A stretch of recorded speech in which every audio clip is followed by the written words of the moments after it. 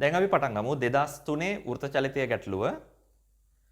රූපයේ දක්වා ඇති පරිදි ප්‍රත්‍යාස්ත තන්තුවක් මගින් අචල ලක්ෂයකට සම්බන්ධ කර ඇති සෙල්ලම් කාර්යයක් අරය 2r වන තිරස් වෘතයක ගමන් කරයි. ප්‍රත්‍යාස්ත තන්තුවේ නොඇදුණු ආරම්භක දිග, ඒ කියන්නේ තන්තුව ඇදෙන්න කලින් ස්වභාවික දිග කියලා අපි කියන්නේ. ස්වභාවික දිග සිම්පල් r වෙනවලු. එසේ අපිට කියනවා කාර්යයේ භ්‍රමණ කාලාවර්තය කැපිටල් T වෙනවලු ඒ මොහොතේදී. දැන් අපිට කියනවා කාර්ය ඉන්පසු අරය 3r වන වෘතයක ගමන් කරන තෙක් එහි වේගය වැඩි කර ගනී. තන්තුව හුක් නියමය පිළිපදී යයිද? ඒ කියන්නේ F සමානයි kx පිළිපදිනවා කියලා අපිට ගන්න පුළුවන්. හරිද? ප්‍රතිරෝධී බල නොගිනිය හැකියයිද උපකල්පනය කළ විට කාර්යයේ නව භ්‍රමණ කාලාවර්තය වනුයේ. හරි. අපි ගමු මේ අවස්ථා දෙකම එකම රූප සටහනකට.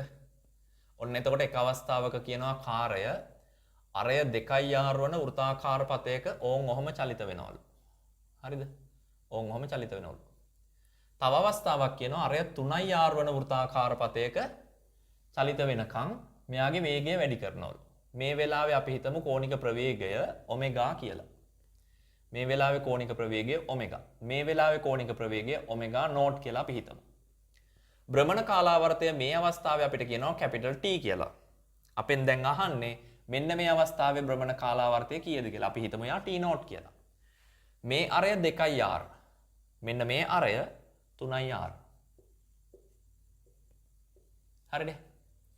හරි. කිසියම් වස්තුවක් වෘත්තාකාර පතයක භ්‍රමණය වෙනකොට අපි දන්නවා කේන්ද්‍රයේ දෙසට යොමු වෙච්ච බලයක් තියෙන්න ඕනේ. ඒ කියන්නේ F කියලා බලයක් තියෙන්න ඕනේ. ඔය F කියන බලය මට කියන්න පුළුවන් mr ඔමෙගා වර්ග කියලා. හරිද? තව කාරණයක් තමයි අපි දන්නවා ඔමෙගා කියලා කියන්නේ භ්‍රමණ කාලාවර්තය ඇසුරෙන් කියන්න පුළුවන්. ඒ කියන්නේ 2π බෙදීම කැපිටල් T. එහෙනම් මෙතනින් මට එනවා ඔමෙගා කියන කෙනා සමානුපාතිකයි 1යට T ට. හරි. ඒ විතරක් නෙමෙයි F කියන එක්කෙනා එතකොට මොකක් වෙන්න ඕනිද? F සමානයි mr r කියන්නේ ඇත්තටම කවුරු වෙන්න? අපි කමන්නේ r කියලාම ගමුකෝ. r ඔමෙගා කියලා කියන්නේ කවුරු වෙන්න ඕනේද? එතකොට 2π බෙදීම t ගේ t වෙන්න ඕනේ. යාගේ වර්ගය. ඔන්න ඔහම වෙන්න ඕනේ. දැන් අපි මෙතන ගත්තොත් අරය කියලා කියන්නේ 2r වෙනවා පළවෙනි අවස්ථාවේදී. ඔන්න f සමානයි m වතාවක් 2r වතාවක් 2π බෙදීම t ගේ සම්පූර්ණ වර්ගය කියලා අපිට ගන්න පුළුවන්. ඒ විතරක් නෙමෙයි මෙන්න මේ බලය සපයන්නේ ගැට ගහලා තියෙන තන්තුවේ ආතතිය මගින්. ඔය ආතතිය අපිට හොයාගන්න පුළුවන් f සමානයි kx කියන සමීකරණය පාවිච්චි කරාම. f සමානයි kx. හරිද? x කියන්නේ ඇදිච්ච ප්‍රමාණය. තන්තුවේ ඇදිච්ච ප්‍රමාණය. කොච්චරක් ඇදුනද තන්තුව? ස්වභාවික දිග අපිට කියනවා සිම්පල් r කියලා. එහෙනම් මේ මොහොතේ ඇදිලා තියෙන දිග වෙන්න ඕනි තන්තුවේ දිග 2r වෙනකොට ස්වභාවික දිග r වෙනකොට ඇදිච්ච ප්‍රමාණය සිම්පල් r වෙන්න ඕනි. එහෙනම් අපිට කියන්න පුළුවන් f සමානයි kr කියලා. මේ ආරම්භක අවස්ථාව. හරිද? ආරම්භක අවස්ථාව තමයි ඔය කතා කරන්නේ.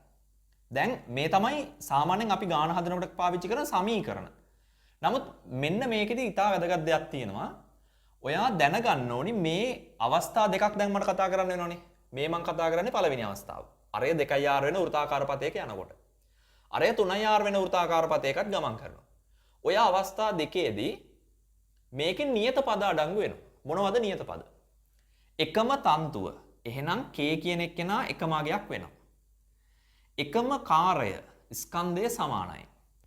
2π කියලා කියන්නේ කොහොමත් නියත අගයක්. එහෙනම් මෙතනින් මට ගන්න පුළුවන් ඔන්න බලන්න. f කියන එක්කෙනා සමානුපාතිකයි කවුද?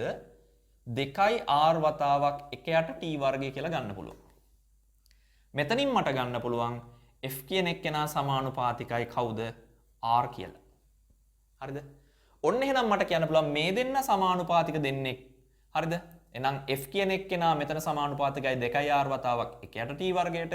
මෙතන සමානුපාතිකයි r ට. එහෙනම් මේ දෙන්න එකට එකතු කළා මට කියන්න පුළුවන් r සමානුපාතිකයි 2r වතාවක් 1යට t වර්ගය කියලා. ඔය මම කතා කරේ මෙන්න මේ අවස්ථාවට. මේක තමයි ඔයාලා MCQ එකක් කරනකොට ඉස්සෙල්ලාම දකින්න ඕනි දේ. මේක තමයි ගොඩනගා ගන්න ඕනි දේ. මේක ඇත්තටම ගොඩනගා ගත්තොත් ඔයාලට ඉක්මනට උත්තරේ කරා ළඟා වෙන්න පුළුවන්. දැන් අපි මෙයා දිහා බලලා දෙවෙනි අවස්ථාවට සමීකරණයක් ගොඩනගා ගන්න try කරමු. මේ කවුද? ඇදිච්ච දිග. තන්තුවේ දෙවෙනි අවස්ථාවේ ඇදිච්ච දිග කියලා කියන්නේ ස්වභාවික දිග සිම්පල් r වෙනකොට ඒ අවස්ථාවේ තන්තුව ඇදිලා තන්තුවේ දිග වෙනවා 3r ප්‍රමාණයක්. එහෙනම් තන්තුවේ ඇදිච්ච දිග 2r වෙන්න ඕනි. අන්න එහෙනම් ඇදුන දිග 2r. සමානුපාතික වෙන්න ඕනි. මේ තියෙන්නේ ගමන් ගන්නා වෘත්තාකාර පතයේ අරය. දැන් ගමන් ගන්නා වෘත්තාකාර පතයේ අරය 3r. වතාවක් 1 යට t කියලා කියන්නේ ආවර්ත කාලය. එයා ගැන තමයි අපෙන් අහන්නේ. එහෙනම් t0 වර්ග. මේ සමීකරණය මට පුළුවන් 1 කියලා ගන්න. මේ සමීකරණය මට ගන්න පුළුවන් 2 කියලා ගන්න.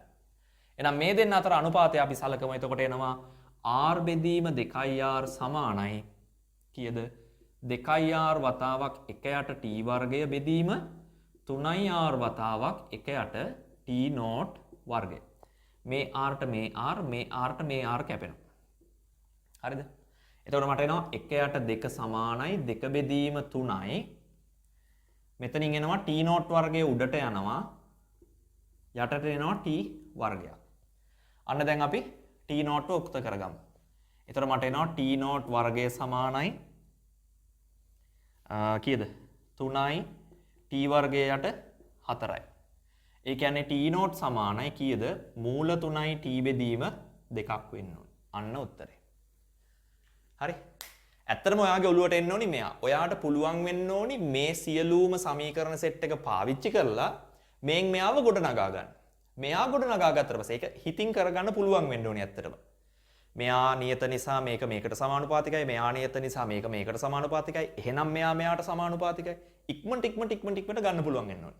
අන්න එතකොට මෙයා ගත්තා. එහෙනම් අන්න දෙවෙනි අවස්ථාවට දාලා සමීකරණයක් ඔයාට ගොඩනගා ගන්න පුළුවන්. අන්න ඒ දෙන්න අතර අනුපාතයක් ගන්න එකපාරට උත්තරේ එනවා. ලස්සනට එනවා. මෙච්චර සුළු කිරීම කරන්න ඕනේ නැහැ. මම මේ සුළු කිරීම ඔයාලට තේරෙන්න ඕන නිසා කරලා තියෙන්නේ. ඇත්තට මේව ලියන්න ඕනේ නැහැ මෙච්චර. ඉක්මනටම ගන්න පුළුවන් සුළු කිරීම කරලා උත්තරේ. හරිද? හිතින් කරන්න පුළුවන් මේක. ඇත්තට මේ විදිහට කරන්න පුළුවන් නම් ඔයාට හොඳ ලකුණකට යන්න පුළුවන්. එහෙනම් මෙයාගේ පිළිතුර වෙන්න ඕනේ පිළිතුරු අංක 4. හරි. එහෙනම් අපි යන් ඊළඟ ගැටලුවට.